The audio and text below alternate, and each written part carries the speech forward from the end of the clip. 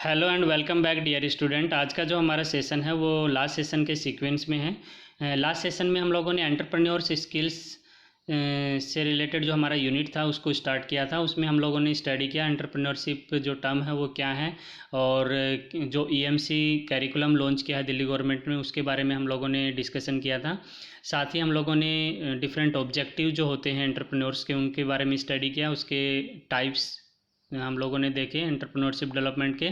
साथ ही हम लोगों ने जो डिफरेंट स्कीम्स गवर्नमेंट मोटिवेट करने के लिए या बूस्ट करने के लिए एंटरप्रेन्योर्स को जो चला रही हैं उनके बारे में हम लोगों ने बताया था आप लोगों को मैंने। एंड आज का जो हमारा सेशन है इसमें मैं बता दूं कि आज हम लोग जो स्टडी करने वाले हैं टाइप ऑफ एंटरप्रेन्योर्स।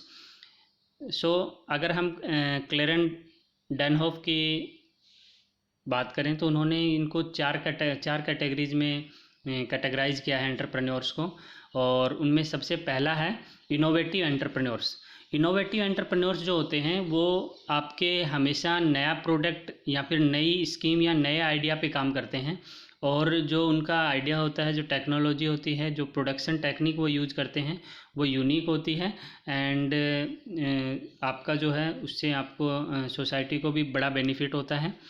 नाउ जो इमिटेटिव एंटरप्रेन्योर्स होते हैं वो जनरली क्या करते हैं, कॉपी या अडेप्ट करते हैं, यानी कि जो पहले से सर्विस अवेलेबल हैं उनमें कुछ नया चेंज करके अपने प्रोडक्ट को, अपनी एंटरप्राइज को इस्टेब्लिश करते हैं।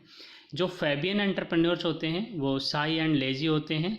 दैट मीन्स वो रिस्क नहीं लेना चाहते एंड रिस्क से बचना चाहते हैं। सो वो क्या करते हैं, वो ये देखते हैं कि किस जो डिपार्टमेंट है या कोई ऑर्गेनाइजेशन है कौन सी ऐसी सर्विस है जिसमें 100% श्योरिटी है प्रॉफिट की, यानी कि वो फेलियर्स में बिलीव नहीं करते हैं। वो जो उनको लगता है कि इस पर्टिकुलर सर्विस में बेनिफिट हो सकता है उस पर वो वर्क करते हैं।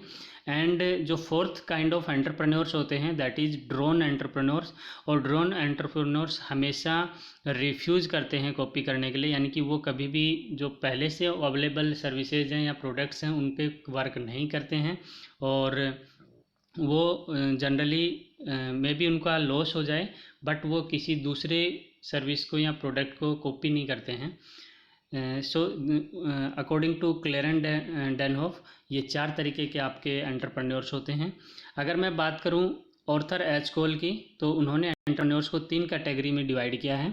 आपके empirical entrepreneurs, rational entrepreneurs and cognitive entrepreneurs. Empirical entrepreneurs कौन से होते हैं, जो आपके रिवॉल्यूशन लेके आते हैं आपकी इंडस्ट्री में, यानी कि जो हार्डली इंट्रोड्यूस एनीथिंग रिवॉल्यूशनरी, यानी कि मैं कहूँगा कि ऐसे एंटरप्रेन्योर्स जो पहले से चली आ रहे प्रोडक्ट्स हैं उन्हीं में से आपका कुछ इनोवेटिव करते हैं, कुछ नया लेके नहीं आते हैं। एंड रेशनल जो एंटरप्रेन्योर्स होते हैं वो आपके जनरली इकोनॉमिक कंडीशंस को देख के अपना जो एंटरप्राइज है उसको इस्टेब्लिश करते हैं। कोग्निटिव एंटरप्रेन्योर्स जो है वो आपके वेल फॉर्म्ड होते हैं एंड आपके जो उनका जो मेन इंटेंशन होता है that is draw upon the advice and service experts, यानी कि वो एक्सपर्ट्स की हेल्प लेके कुछ ऐसा टास्क या फिर ऐसी ऑर्गेनाइजेशन इस्टेब्लिश करते हैं जो बिल्कुल डिफरेंट होती है, यानी कि एक नई चीज़ एग्जिस्ट करते हैं।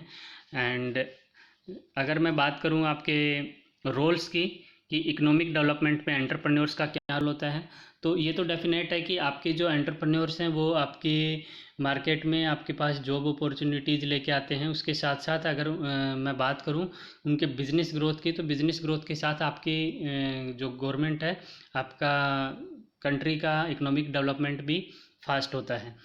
नाउ अगर मैं बात करूं कोऑर्डिनेटिंग रोल की, ये आपके डिफरेंट रोल्स हैं। देखिए आप यहाँ पे देख सकते हैं entrepreneurs and entrepreneurship play a role in the frame of economic, और जो वो रोल प्ले करते हैं उनमें से मैं बात करूं अगर कोऑर्डिनेटिंग रोल की, तो जो वेरियस फैक्टर्स होते हैं प्रोडक्शन के लिए एंटरप्रेन्योर उन सब के साथ कोऑर्डिनेट ले करके चलते हैं। यानी कि बहुत बार आपके जो प्रोडक्शन है आपका मार्केट में अगर उसकी डिमांड अचानक से कम हो जाती है तो उसको मैनेज करना, कोऑर्डिनेट करना कि किस तरीके से उसको बढ़ाया जाए उस डिमांड को। तो ये भी आपका कोऑर्डिनेटिंग रोल प्ले करता है एंटरप्रेन्योर। एजेंट रोल प्ले करता है आपका, कि एजेंट रोल से मेरा मीनिंग है कि अपनी अपॉर्चुनिटीज़ को आइडेंटिफाई करना, ओके, एंटरप्राइज को इस्टेब्लिश करना, बिल्डअप इंडस्ट्री, ये आपका एजेंट रोल आपका एंटरप्रेन्योर का होता है। नाउ अगर मैं बात करूँ इनोवेटिव रोल की, तो इनोवेटिव रोल जो आपका होता है, इनोवेटिव रोल से मेरा मीनिंग है कि हर एक एंटरप्रेन्योर क्या करता है, कुछ नए आइडियाज़ इंप्लीमेंट करते रहता है, सच दैट जो, और हर एक आइडिया के साथ में एक डिटेल स्टडी करने के बाद वो उस आइडिया को इम्प्लीमेंट करता है, सच दैट कि जो ग्रोथ है वो 100% हो, यानी कि उसमें बेनिफिट उसका ज़रूर हो। समटाइम्स वो रिस्क अजम्पशन भी करता है। रिस्क अजम्पशन रोल से मेरा मीनिंग है कि जो वो आइडिया इम्प्लीमेंट करने वाला होता है, हो सकता है उसमें जो रिस्क फैक्टर है उसको भी वो माइंड में रखता है।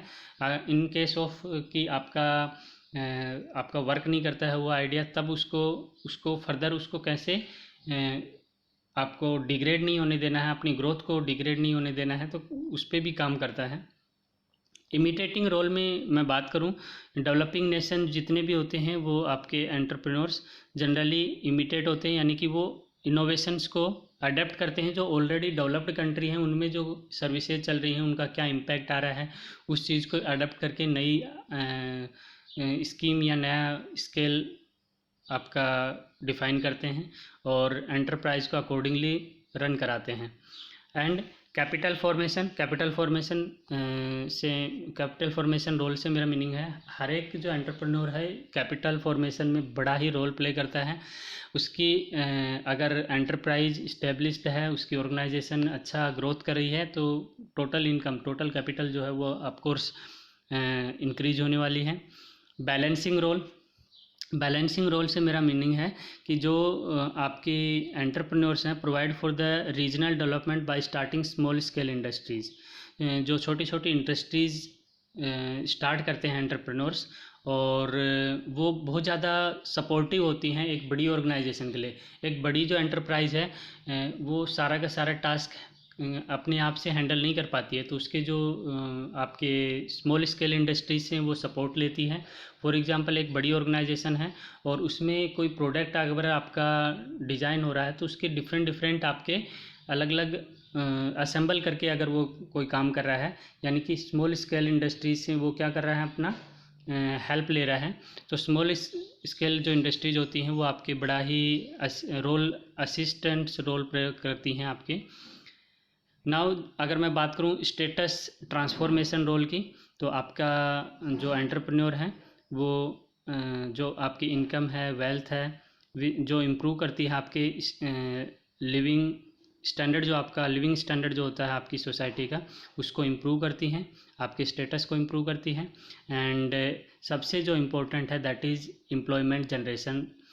जो एंटरप्रेन्योर्स होते हैं वो एम्प्लॉयमेंट जनरेट करते हैं आप लोगों के लिए। साथ ही जो जॉब्स हैं वो मतलब आपका जो जॉब क्रिएट करती हैं आप लोगों के लिए, तो सोसाइटी में इसका बहुत ज़्यादा रोल होता है एज एंटरप्रेन्योर्स का। अगर मैं बात करूं इम्पोर्टेंस की, तो importance somewhat similar to the जो हमने रोल्स अभी हम लोगों ने देखे हैं एंटरप्रेन्योर्स के, they are somewhat related to the importance of entrepreneurs. First of all free market evolution.